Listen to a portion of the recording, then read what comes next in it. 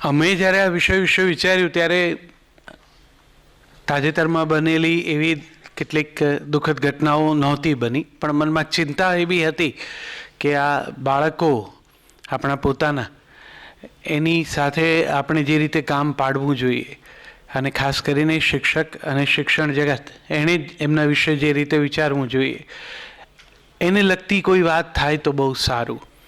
બાલકૃષ્ણએ આ વિષયને સ્વીકાર્યો. અનુરોધ ઇવેન્ટ્સના સહકારથી આજે આપણે ભેગા થઈ શક્યા છીએ.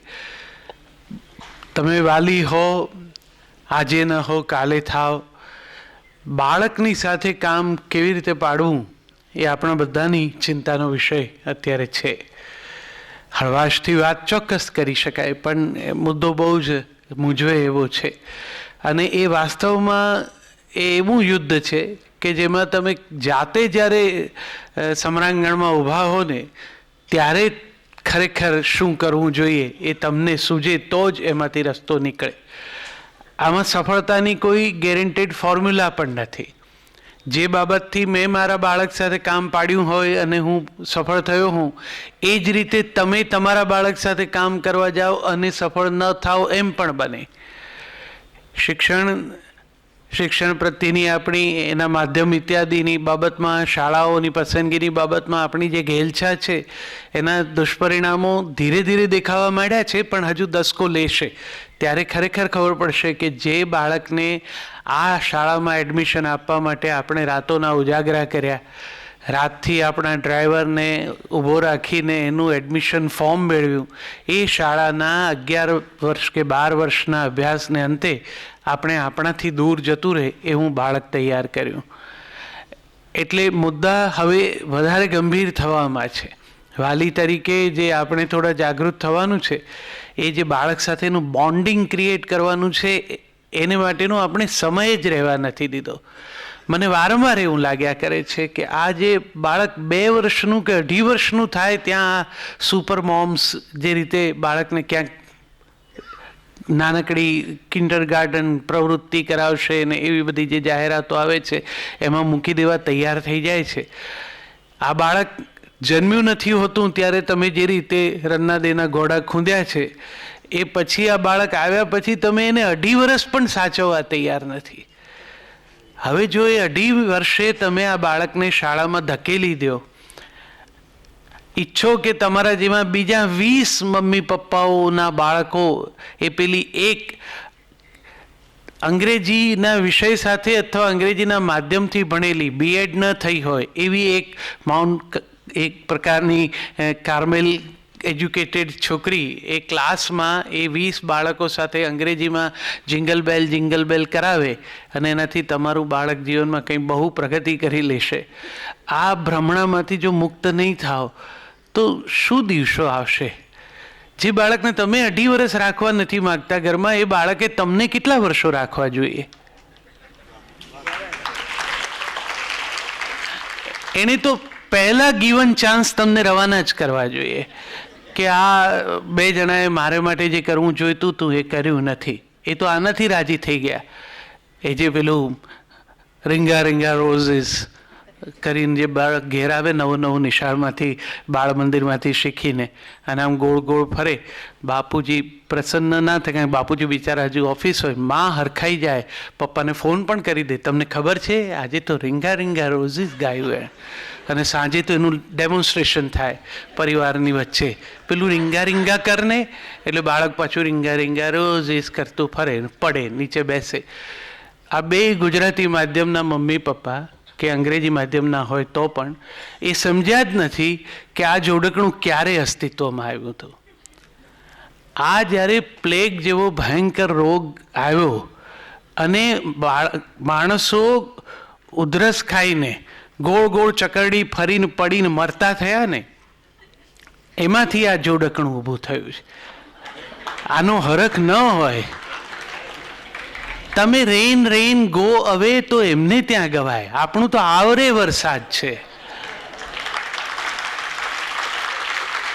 જ્યાં મમ્મી પપ્પાની તૈયારી જ નથી કે આ હું એને જ્યાં મૂકવા જવાનો આટલો ઉત્સાહ રાખું છું ત્યાંની પરિસ્થિતિ વાસ્તવમાં શું છે, એ મારા બાળકને શું ભાથામાં બંધાવે છે, એના વિશે જો હું વિચારું જ નહીં વાલી તરીકે, તો એ બાળકો આવતીકાલે શું કરશે અને એ જે કંઈ કરશે એની પૂરી જવાબદારી પહેલાં તો આપણી છે, પછી શાળા અને એના શિક્ષકની જ.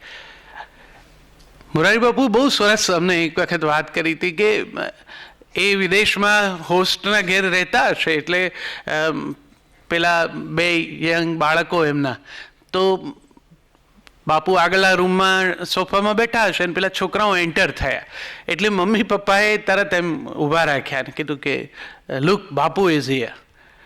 એટલે આ દીકરો દીકરીએ હાય કરીને પોતાના રૂમમાં જતા રહ્યા.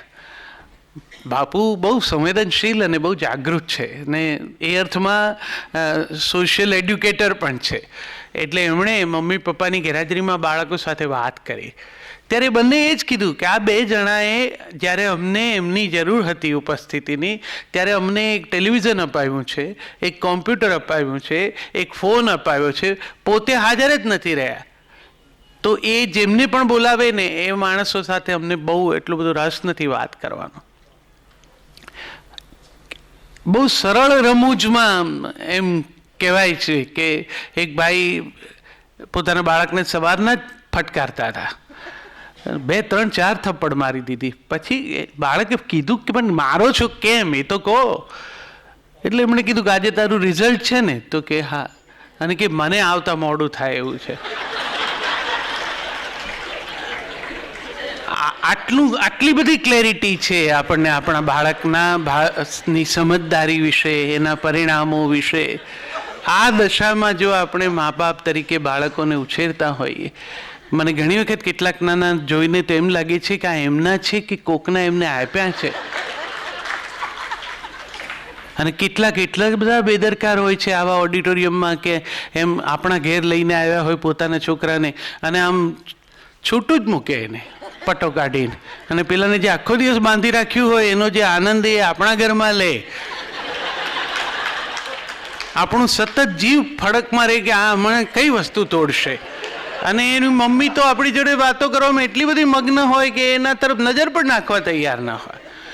બહુ જુદી જુદી રીતે બાળ ઉછેર થાય છે, અને આ બધાથી જુદા જુદા પ્રકારના નાગરિકો આપણી સામે આવે છે. અને મારી ચિંતાનો વિષય આ બાળકોનું ભવિષ્ય છે. આપણું તો ઘણું કર્યું, આપણે ને પાર પડ્યું ને હવે આટલેથી આગળ કંઈ થઈ શકે એમ નથી, એટલે આપણું રહેવા દઈએ, પણ હવે જે આપણા છે એના વિશે તો ચિંતા કરીએ. એક હમણાંથી સરસ ફોરવર્ડ થતો મેસેજ છે કે જેમાં એ વાત સ્પષ્ટ બહુ સુંદર રીતે કરી છે કે તમારું બાળક પણ દોડમાં પ્રથમ આવી શકે એમ છે, માત્ર તમે એની પીઠ પરથી ઉતરી જાઓ.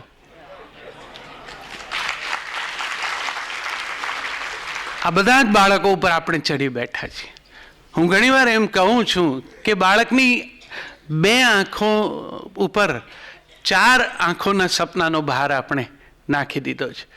મમ્મી પપ્પાની પોતપોતાની 2 આંખોમાં જે અધૂરા સપના છે, એમનાથી જે પૂરા નથી થયા, એનો ભાર એ આ એક બાળક ઉપર છે. અને એ બાળકને પોતાના સપના હશે એ વિશે તો આપણે વિચારવા પણ તૈયાર નથી. ખરેખર જો આટલા બધા બાકી સપનાઓ પૂરા કરવાનું કામ આ લોકોએ જ કરવાનું હોય તો આપણને બાળકો ઘણા હોવા જોઈતા હતા. હવે આપણે રાખવું છે એક, અને એને કરાવવું છે બધું. એક બાળક, આરતીએ કીધું એમ, તમે એને ચિત્ર દોરાવો, પાછું એને લઈ જઈને કરાટે શીખવો, પાછું એને ટેનિસ કરાવડાવો, પછી પાછું સ્કેટિંગમાં લઈ જાઓ. એટલે આટલું બધું તમારું બાળક જાણી લે એ તમારો હરખ હોઈ શકે, તમે એ પ્રમાણે કરવા માગતા હો કે આપણું બાળક સરસ તૈયાર થાય, પણ આટલું બધું તમે પોતે કરી શક્યા હોત ખરા? કરી શક્યા છો ખરા? હવે તો ખાસી અનુકૂળતા છે, છોકરા મોટા થઈ ગયા હોય એવી ઘણી બધી મમ્મીઓ છે. એમાંથી કેટલી જઈને સ્વિમિંગ પુલમાં ભૂસકા મારે છે? એમને તો સંકોચ થાય છે કે હવે અમે સારા ન લાગીએ આમાં, એટલે જે બિચારું સારું લાગી શકે એવું છે એને ધક્કો મારો. બાળક ઈશ્વરે તમને એક આપ્યું છે, બહુ મુશ્કેલીથી આપ્યું છે, તમે બહુ હાથ જોડ્યા હતા ત્યારે આપ્યું હતું, અને હવે એના ઉછેર માટે તમારે જે કરવું જોઈએ એટલો સમય નથી આપતા, અને પાછા કહો છો કે અમે આ જે કંઈ કરીએ છીએ બધું એને જ માટે કરીએ. દુઃખદ વાત તો એ છે અને સત્ય પણ છે. તમારી આ બધી જ આપણા બધાની આ બધી દોડાદોડી છે કોના માટે? એ લોકો માટે છે. અને જેમને માટે છે એમને ખરેખર શું જોઈએ છે એના તરફ આપણું ધ્યાન જ નથી. એમને માટે જે ફાળવવાનો છે તો સમય છે. ડૉક્ટર સારું કહ્યું એની સાથે બેસો થોડી વાર, પણ આ તો પેલા પોતાને બે જણ નહીં બેસવાનો સમય નથી. એ બે ભેગા બેસે તો અંદર અંદર લડ્યા જ કરે એવી પરિસ્થિતિ છે. કેટલા બધા અભાવોથી ગ્રસ્ત મન છે, એ પેલા એના કરતાં ન બેસે તો સારું પાસે. બાળકને ગમે એટલું મોટું થાય ને, પરણીએ જાય ને તો પણ દિવસમાં એકવાર એને હગ કરો. દીકરો હોય દીકરી હોય ને વહાલથી આ સ્પર્શ છે ને એનાથી વધારે મોટો કોઈ જાદુ જ નથી. એ ઇન્ટિમસી ક્રિએટ કરશે, એને એશ્યોરન્સનો મેસેજ આવશે બાળપણથી કે આ ના પપ્પા છે બાજુમાં, મમ્મી છે.